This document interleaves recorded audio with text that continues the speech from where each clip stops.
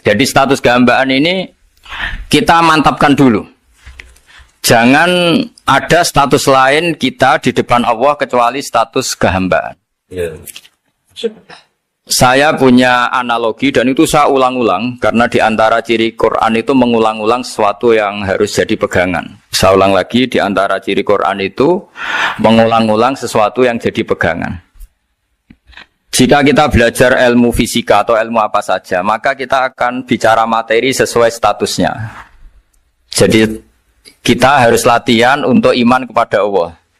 Saya tanpa mengurangi rasa hormat, saya memberi contoh begini ya. Ini jam, materinya dari besi. Ini kertas, materinya ya kertas. Tentu secara fisik, orang akan bilang jam ini lebih kuat timbang kertas. Dan itu pasti dibenarkan dari segi materi.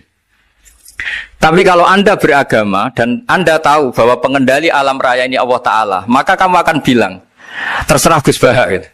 Bisa saja jam ini saya punya niat saya hancurkan, kertas yang lemah ini saya simpan. Sehingga jam tangan ini 5 menit lagi saya hancurkan sehingga benar-benar rusak. Sementara kertas ini saya simpan sampai bertahun-tahun awet. Nah, kira-kira seperti itulah ilmu manusia. Sesuatu yang kita sangka kuat, ternyata Allah punya rencana menghancurkan itu. Dan yang kita sangka lemah, ternyata Allah punya rencana untuk mengabadikan itu. Nah, di sini pentingnya iman, lahu maqalidus samawati wal ardh. Hanya Allah yang mengendalikan semua. Jadi jangan mentang-mentang kita punya ilmu bahwa materi besi itu lebih kuat timbang kertas, terus kita pastikan bahwa besi lebih awet ketimbang kertas. Kita sisakan satu keyakinan, terserah Allah, terserah pengendalinya. Nah itu agama, bilang terserah pengendalinya itu agama. Ya mungkin tadi aja problem sinyal, saya ulang lagi. Ibarat saya ini megang jam tangan, yang materinya dari besi. Ini kertas yang materinya lemah. Tentu kita akan bilang bahwa jam atau besi lebih kuat ketimbang apa? Kertas. Tapi Anda salah. Anda harusnya ngomong bahwa terserah pengendalinya. Bisa saja saya punya rencana menghancurkan besi ini sehingga 5 menit lagi hancur. Dan saya ingin mengabadikan kertas ini saya simpan di tempat yang aman. Nah kira-kira agama itu bukan anti ilmu, sehingga agama boleh kamu mengatakan besi ini lebih kuat ketimbang kertas. Tapi harus kamu tambahi dari segi materi. Tapi kalau dari segi pengendalinya, maka kita jawab terserah Allah Subhanahu wa ta'ala. Nah ini di sini pentingnya beragama. Jadi meskipun Mars itu kayak apa kuatnya, bumi, gunung kayak apa kuatnya. Ternyata gunung yang kita kira kuat, ternyata nyimpan magma yang potensi meledak. Yang gunung kecil yang kelihatan dari pasir kecil yang tidak berdaya, ternyata nggak nyimpan magma, jadi nggak direncanakan untuk diledakkan. Itu, nah agama itu seperti itu, yang disebut di surat Yasin misalnya Allah itu siapa? Biyadihi malakutu kulli, yang dalam kendalinya itu semuanya di alam raya ini. Sehingga di kehidupan nyata juga sama. Ada orang yang nekuni ilmu ekonomi, tapi miskinnya Masya Allah. Ada yang gobloknya Masya Allah tapi kaya. Ada kiai yang punya doa banyak, hidupnya biasa. Yang nggak punya doa kaya. Itu saya pernah baca di sebuah hadis qudsi. Ada riwayat begini. Nabi Musa ketemu Allah ditanya. Limadha kata Allah, kenapa saya memberi rezeki orang yang bodoh? Mak itu orang yang bodoh sekali. Kadang tak ciptakan dia jadi orang kaya. Dan yang pintar ekonomi kadang tak ciptakan jadi orang miskin. Si Nabi ini tanya, kenapa ya Allah? Supaya dia tahu yang mengendalikan rezeki itu saya, bukan ilmunya dia. Katanya. Jadi banyak orang, misalnya kita yang pintar, dipekerjakan orang yang nggak pintar. Yang punya pabrik tidak pintar, mengerjakan orang yang pintar. Jadi ya kira-kira agama itu seperti itu. Sehingga dalam kita beragama itu yang paling ditekankan itu tawadhu. Tawadhu itu merasa sopan atau memang sopan betul. Kalau dalam Ihya disebut sekiranya Anda tidak bisa tawadhu secara rasa, tawadhulah secara ilmu. Saya ulang lagi ya, sekiranya Anda tidak bisa tawaduk secara rasa, tawaduklah secara apa? Ilmu. Karena ilmu itu akan abadi. Saya beri contoh begini, saya ini kan misalnya kiai di kampung saya atau di kecamatan saya. Saya mungkin bisa merasa hebat karena saya tokoh di sini. Tapi pastikan sebelum ada saya yang bernama Baha ini, agama sudah jalan. Dan di daerah lain yang nggak kenal saya juga agama sudah jalan. Betapa tidak pentingnya saya di kawasan-kawasan yang nggak butuh saya atau di era yang sebelum ada saya. Nah dengan ilmu seperti itu orang pasti tawaduk karena dia tahu daerah yang nggak ada saya ternyata ya ada masjid, ada agama. Periode yang sebelum ada saya juga agama jalan. Sehingga kita tidak kumo luhur, wah kalau nggak ada saya agama nggak jalan. Zaman Wali Songo tidak ada saya agama ya jalan. Ekonomi juga gitu.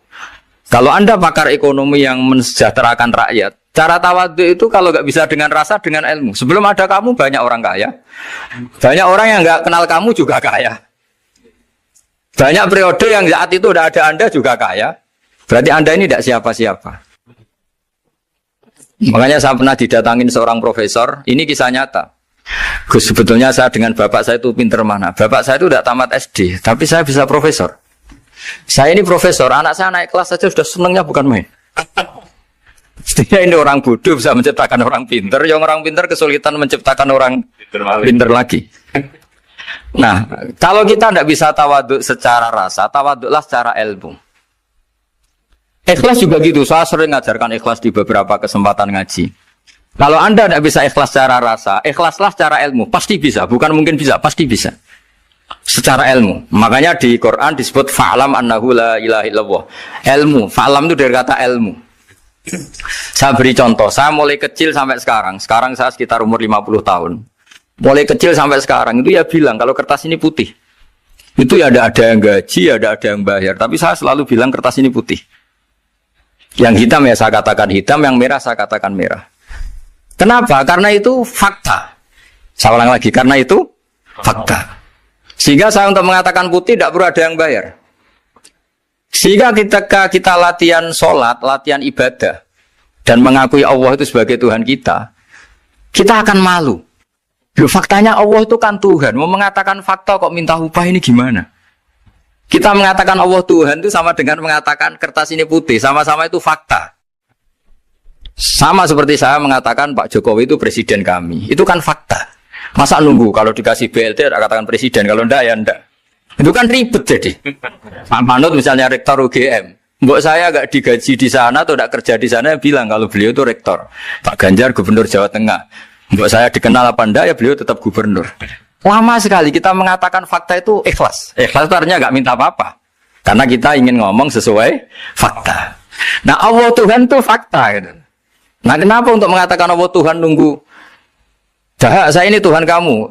Ya nunggu dulu Gusti, kalau engkau masukkan kami ke surga, engkau Tuhan. Kalau enggak ya enggak jadi. Tidak bisa seperti itu. Ya Allah tetap Tuhan. Nah, kalau Anda tidak bisa ikhlas secara rasa, ikhlaslah secara ilmu. Ilmu ya tadi kita akan selalu bilang yang putih, putih, yang hitam, hitam. Makanya ini pentingnya ilmu. Tawaduk juga gitu. Kalau Anda ditakdir orang yang GR, yang gede rumongso, ditakdir orang yang kumo luhur, secara rasa bisa dilawan secara ilmu. Ada periode di mana sebelum ada kita yang kaya ya banyak, yang dapat hidayat ya banyak, yang terpelajar ya banyak. Ada daerah yang nggak kenal kita, nyatanya pendidikan di situ jalan, sistem sosial baik. Betapa tidak pentingnya kita. Nah ini nanti memaksa kita atau melatih kita untuk tawaduk. Nah dari hikmah ilmu itu kemudian kita minta maaf sama orang lain itu mudah. Karena kita sadar bahwa adanya kita ini problem. Saya sering digojlok orang-orang kaya. Orang-orang kaya itu ya kadang agak kurang ajar tapi nggak bisa dibantah. Begini, pernah tanya saya gini, Gus, saya ini punya mobil mahal, harganya 2 miliar. Kayaknya yang berak pakai jalan raya saya kan. Bisa, bayarnya pajak saya mahal. Sehingga kayaknya paling pantas saya. Yang naik ontel itu kan nggak bayar pajak. Harusnya nggak boleh pakai jalan gitu. Terus saya bilang, mbah-mbahnya yang naik ontel itu pejuang, bapak kamu enggak. Kamu enggak warisnya. Artinya ada teori dalam kitab hikam itu kitab tasawuf dalam pesantren. itu kebaikan saja di soal. Misalnya begini, kita ini bangga sebagai urip yang tertib, hidup yang tertib di kantor, di tempat-tempat pekerjaan. Tapi kalau itu semua terjadi, kalau ada kecelakaan di jalan itu gak ada yang nolong langsung. SAR paling efektif, tim penolong paling efektif itu ya orang-orang nganggur itu. Orang-orang yang di jalan-jalan, di perapatan itu kalau ada kecelakaan langsung nolong. Itu nanti ambulan itu yang kedua, ketiga, yang nolong pertama ya orang-orang yang nganggur-nganggur di jalan itu. Ada orang tersesat nolong. Maka ketika seorang sahabat tanya, ya Rasulullah, kalau engkau melarang kita jagongan di jalan, itu kita tidak bisa. Tapi kata Nabi, ya silahkan saja, tapi adu haqq thoriq, kamu di jalan itu datangkan. Apa itu? Ya kamu bisa amar ma'ruf nahi mungkar. Coba kalau di terminal, di tempat publik banyak orang yang soleh, itu nanti copet ya sungkan. Yang mau jambret ya sungkan, karena yang di situ orang-orang soleh. Nanti yang nggak sholat juga sungkan karena yang di situ banyak yang sholat. Jadi kenyamanan orang pergi jauh di tempat-tempat sepi itu ya barokahnya orang-orang nganggur terus ngaji, wah nengkono masih rame, ada orang yang di perapatan, di pertigaan. Bayangkan kalau ini orang-orang soleh, pasti itu nyaman karena wilayah publik dihuni orang-orang yang soleh. Tapi orang pasti bilang itu nggak tertib. Kita inginnya hidup ya tertib di kantor atau yang suka di masjid, di masjid. Tapi kalau itu terjadi, itu nggak ada tim SAR gratis yang setiap saat kalau ada orang kecelakaan nolong. Makanya dalam makalah hikam itu paling masyhur diantaranya itu manusia itu siapa? Manusia itu mangkanat mahasinuhu masawiyah, fakih falatakun masawihi masawiyah. Manusia itu orang yang saat baik saja ada salahnya, apalagi masalah. Jadi kalau kamu punya toko lagi laris dan saat laris itu Anda ngerumat keluarga Anda melakukan kebaikan pada keluarga Anda, pasti ada toko lain yang termahjubkan, yang tersingkirkan. Makanya saya pernah diskusi sama kiai besar, guyonan sama saya.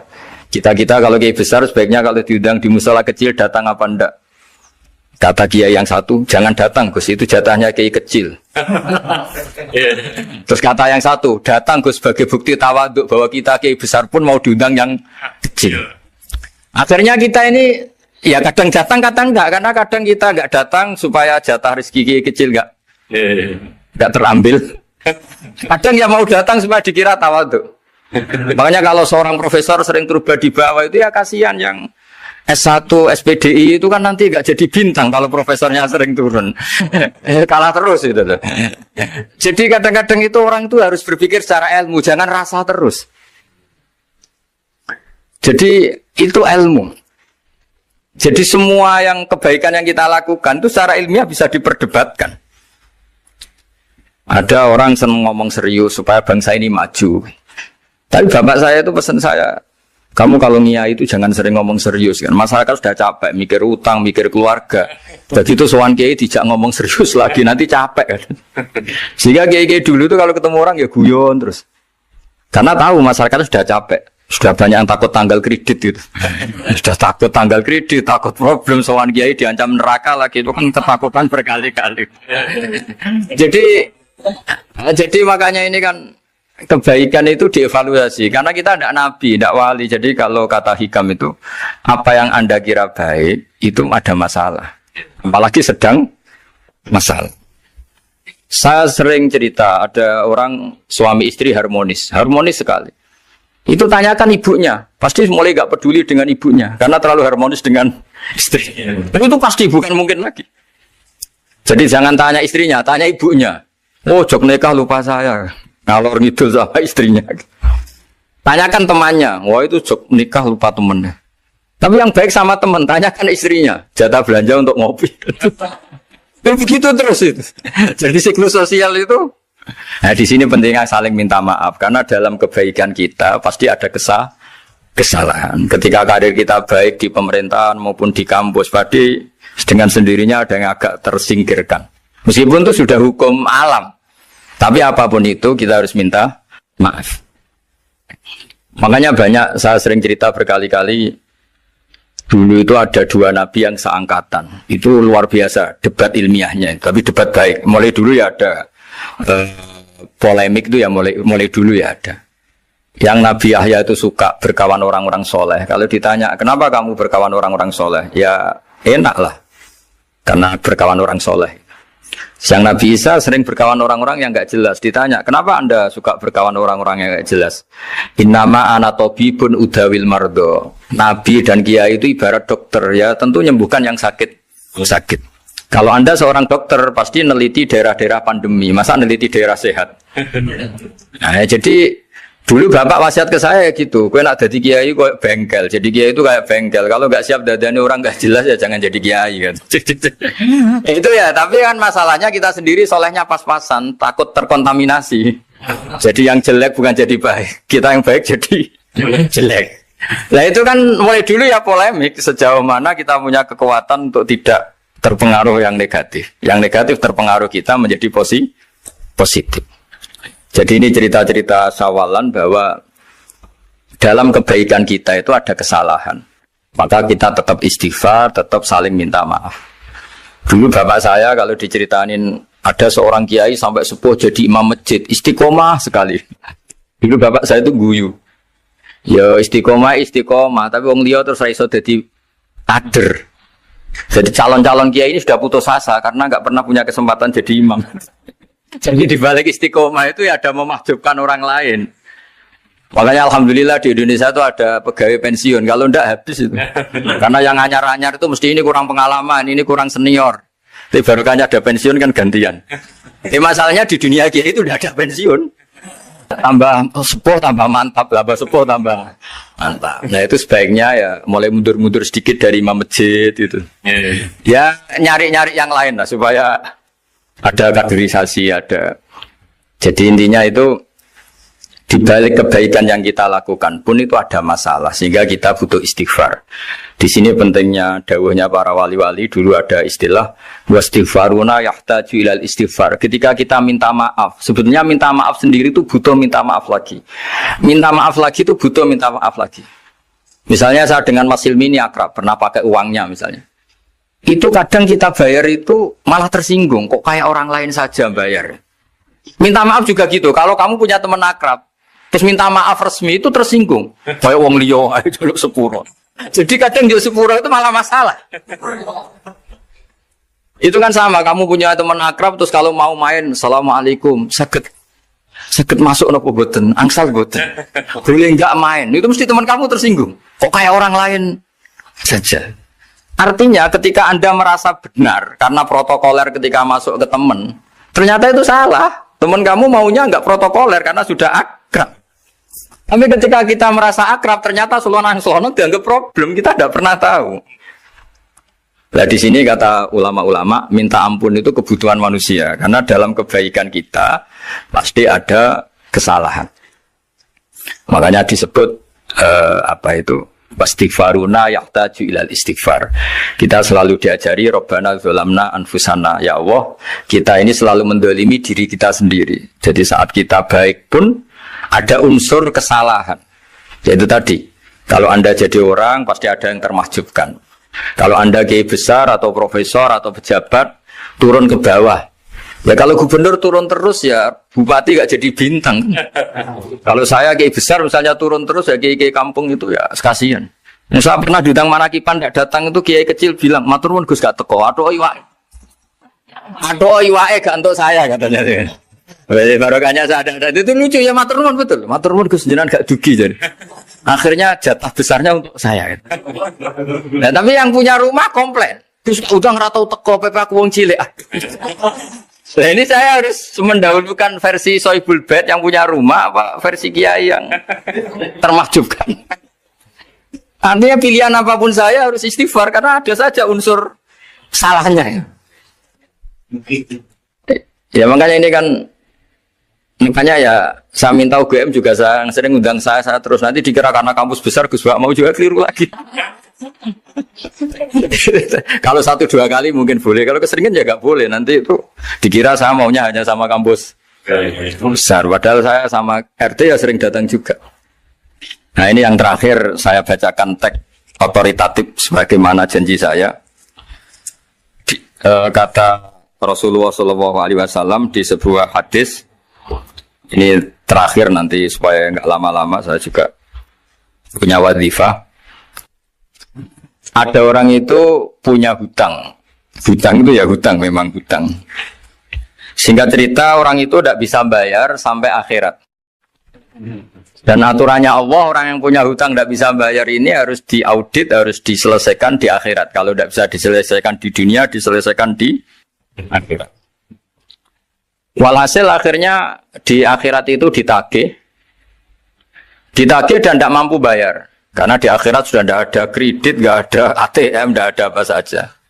Terus kata Allah, solusinya kebaikan kamu dikasihkan yang ngutangi. Ternyata kebaikan dia tidak cukup juga. Bayarnya apa? Kejelekan yang ngutangin dikasihkan yang utang. Kayak apa celakanya? Kebetulan yang ngutangi salahnya banyak, ini kan repot. Tapi Allah itu tidak suka kalau ada orang mukmin yang satu saudara kemudian masuk neraka karena saudaranya ini. Kata Allah, jika ini masuk neraka berarti disebabkan komplain atau ketidakikhlasan temannya yang mukmin. Masa orang mukmin menyebabkan mukmin yang lain masuk neraka? Allah tidak ingin. Makanya diantara nikmatnya beragama itu ukhuwah, persaudaraan. Baik persaudaraan atas nama iman atau atas nama kebangsaan atau atas nama kemanusiaan. Akhirnya si yang ngutangi ini tadi, jangan dibahasakan kreditur, nanti kita kayak bank, yang ngutangin lah nanti. Ya bahasa gampangnya yang ngutangin, karena tidak semua orang ngutangnya sama bank. Sama Allah ditunjukkan satu surga yang luar biasa. Nanti tak baca teks Arabnya ya, supaya dapat berkahnya bahasa Arab. Terus saking mewahnya surga itu, si yang ngutangin tanya, ya Allah itu untuk nabi siapa? Karena semewah itu pasti untuk kelas nabi. Atau untuk wali siapa? Katanya, terus kata Allah, sabda Allah, untuk siapapun yang mampu membeli. Lalu siapa yang bisa membeli surga semewah itu? Kamu bisa. Terus, dengan apa ya Allah? Kamu mengampuni teman kamu itu. Kamu bebaskan dari utangnya. Nanti tak kasih surga itu. Terus, akhirnya sama Allah, kata orang itu, ya Allah saya bebaskan. Ya sudah, kamu berdua masuk surga. Karena Allah tidak ingin ada kasus aneh. Dua orang mukmin ini kan bersaudara. Masa bersaudara kemudian yang satu menjadi penyebab masuknya neraka karena ini tidak mau memaafkan. Artinya kalau kita sawalan itu harus benar-benar mau memaafkan, karena kalau tidak Anda menjadi penyebab teman kamu masuk neraka. Jadi kita janganlah jadi orang mukmin yang menjadi problem bagi saudara kita. Jadi makanya saya itu berharap ada wali utang saya tidak bisa bayar, karena ini masih dibela-belain Allah ini. Karena Allah nggak ikhlas kalau ada walinya masuk neraka. Jadi kalau ada wali utang kamu, itu utangin saja, doain nggak bisa nyaur, no? Nggak bisa bayar. Nanti ini akan dibela-belain Allah di akhirat. Karena wali ini nggak pantas masuk neraka. Ya, jadi kalau ada wali utang kamu mau bayar, sudah Anda tidak usah bayar, nanti di akhirat saja. Nah, yang ribet kalau yang kamu utangin dia ahli neraka, kamu nagihnya disuruh masuk neraka. Nah, itu ribet itu. Sudah utang dia ahli neraka. Ya tak baca teksnya supaya ini ada di kitab Ihya halaman 197 juz 2. Status hadisnya waqala sahihul isnad, kata Imam Hakim, hadis ini sahihul isnad. Saya baca Arabnya nanti insyaallah sebagian ya supaya kelihatan teks aslinya di bab hukukul muslim. Nama Rasulullah sallallahu alaihi wasallam jalisun izdhika hatta badat sanayahu. Nabi ketika santai-santai duduk tahu-tahu tertawa sampai gigi depannya itu kelihatan. Jadi tertawa sangat sampai gigi depannya kelihatan. Yang notabene beliau sering hanya senyum, kali ini tertawa betul sampai gigi depannya kelihatan. Faqala Umar radhiyallahu anhu ya Rasulullah bi abi anta wa ummi malladhi adhakaka. Apa yang bikin kau sampai tertawa seperti itu? Qala rajulani min ummati jasaya baina yaday rabbil izzah. Dua lelaki dari umatku sama-sama sungkeman nuntut keadilan di depan Allah. Jasaya itu sungkem, duduk bersimpuh itu kalau dalam bahasa Arab itu apa? Namanya jasiyah. Faqala ahaduhuma ya rabbi khudli madlamati min hadza. Faqala wa rudda ala akhika madlamata. Qala ya rabbi lam yabqali min hasanati syai'un. Faqala wa ta'ala li talib kaifa tasna'u bi akhika wa lam yabqalahu min hasanati syai'un. Faqala ya rabbi falyahmil anni min auzari. Kalau kebaikannya dia tidak cukup, ya salah saya supaya dilimpahkan ke dia. Terus summa fadat aina Rasulillah sallallahu alaihi wasallam bil buka. Nabi di tengah-tengah cerita itu nangis. Senangis-nangisnya karena habis seneng lalu nangis karena ini kan kebaikannya sudah dikasihkan habis cukup enggak cukup. Akhirnya kejelekan yang ngutangin ini diberikan. Makanya kalau kamu ingin masuk surga, utangi orang-orang soleh sebanyak-banyaknya. Dan doain nggak bisa apa? Nyaur. Tapi tak jamin orang soleh itu nggak suka utang. Karena hidupnya sederhana ini. Kayaknya saya tidak akan utang Mas Ilmi itu. Karena orang soleh itu hidupnya sederhana, pasti tidak butuh. Kalaupun utang paling ya untuk makan kan gampang nyaurnya apa?